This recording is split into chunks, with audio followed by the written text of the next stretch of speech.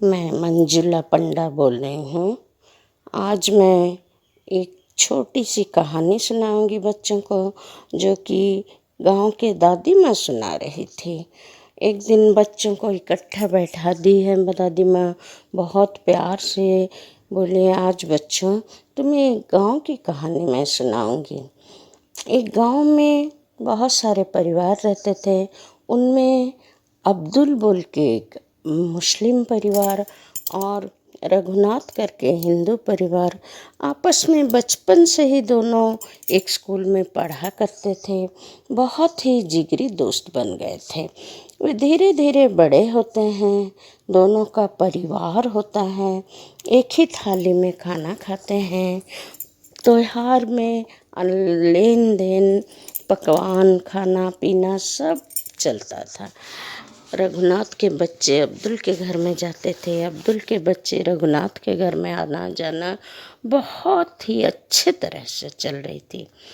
परंतु अब्दुल का एक बहुत ही छोटी सी बुढ़ी खाला थी। खाला यानी मौसी, उसके देख रेख कर रही थी।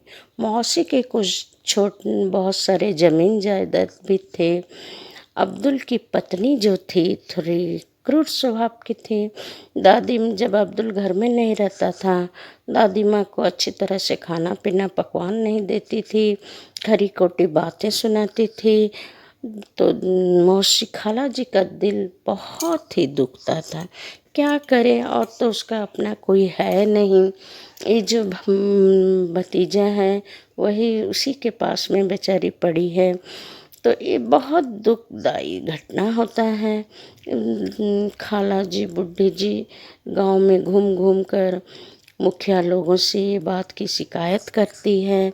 तो कहती है कि नहीं, मेरा कोई, आप लोग पहले तो बहुत ही कुछ हमें अच्छी तरह से सत्कार किया जाता था, परंतु जब से मैं अपना जायदाद लिख दिया हूँ उनके नाम से, उस दिन से अब्दुल और उसकी पत्नी दोनों का ही व्यवहार में बहुत ही परिवर्तन हो गया है।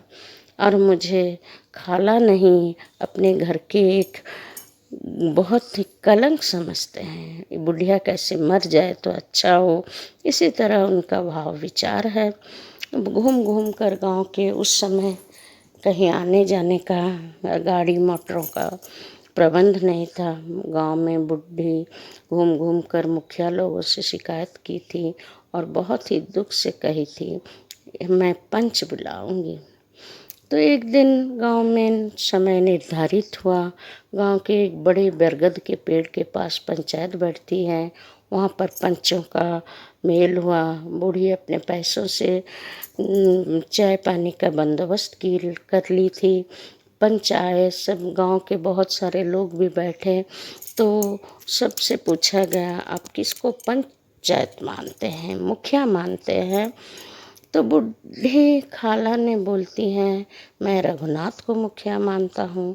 तो अब्दुल मन ही मन बहुत खुश हो जाता है, चलो अल्लाह मेरे ही साथ दिया है, मेरा दोस्त सही हिसाब निकास करेगा। तो सब बैठते हैं, गांव वाले भी सब कहानी सुनते हैं। अंत में रघुनाथ उठता है और बोलता है कि अब्दुल को अपनी खाला की जायदाद लौटा देना चाहिए, या तो उसकी सही सलामत देखभाल करना चाहिए। तो सब साधु साधु कहने लगे और सबके मन में भी बात आ गई। खाला भी खुश हो गई।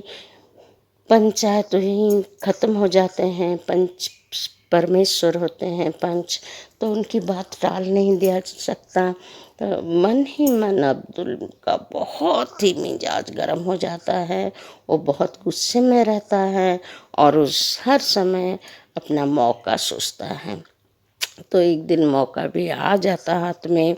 जो रघुनाथ 2 बैल लाए थे और बहुत ही अच्छे ढंग से उसे खाना पीना देकर खेती बाड़ी में लगाकर बहुत ही सही सलामत रखा था, उसको उसके गांव के जमींदार आए और उसके बैल मांग कर ले गए।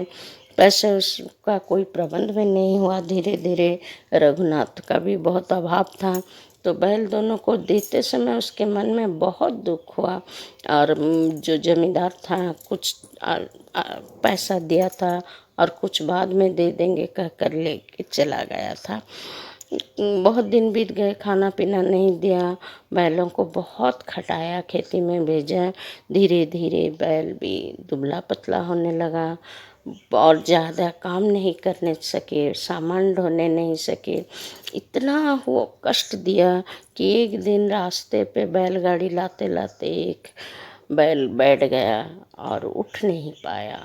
वहीं पर उसका अंतिम श्वास चला गया। तो बहुत ही दुख हुआ उसको। जब ये बात रघुनाथ के कान में गया, वो बहुत ही गुस्सा हो गया। जमींदार से आकर अपना बैल मांगने लगा, पैसा मांगने लगा। तो जमींदार कहा, क्या पैसा दूंगा? बिल्कुल पैसा नहीं दूंगा, तू तो हमें ठगा है, ऐसे बैल दिया है, काम भी कुछ नहीं करता है।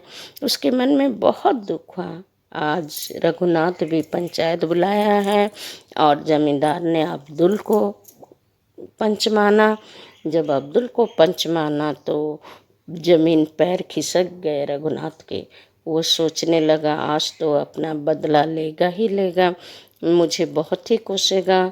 जब अब्दुल पंच के आसन में बैठा और सब कहानी सुना कि जमींदार बिना पैसा दिए उसका बैल ले गया है, बहुत खटाया है उसे, और जमींदार की बैल की मृत्यु हो गई, परंतु जमींदार यह बात मानने को राजी नहीं है।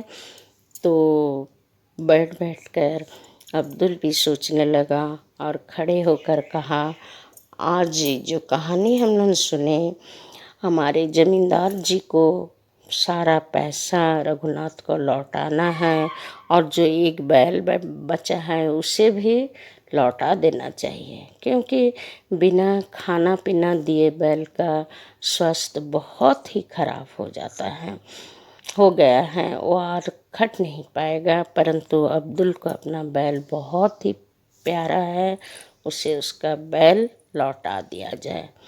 जो कि फूले ना समाया रघुनाथ सोच भी नहीं सकता था कि अब्दुल आज इस तरह का नियत काम करेगा या आज ऐसी फैसला सुनाएगा, इस तरह का समाधान करेगा।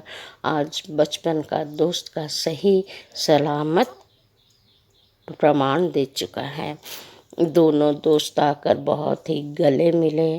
रघुनाथ कहा, भाई मैं सोचा था तू मुझे डुबा देगा, परंतु वहीं पर अब्दुल कहता, नहीं, मैं भी ऐसी सोचा था कि तू ज़बरदस्ती मुझे खाला के पैसे लौटाने की बोले थे, पर आज मुझे ये महसूस हो गया पंच परमेश्वर होते हैं, किसी के न्याय में खिलाफ नहीं करते हैं। छोटी सी कहानी प्रेमचंद जी के लिखे हुए हैं। और बच्चों, तुम्हें भी यह सोचना चाहिए, सीखना चाहिए कि कभी भी अन्याय के पथ पर पैर ना रखना।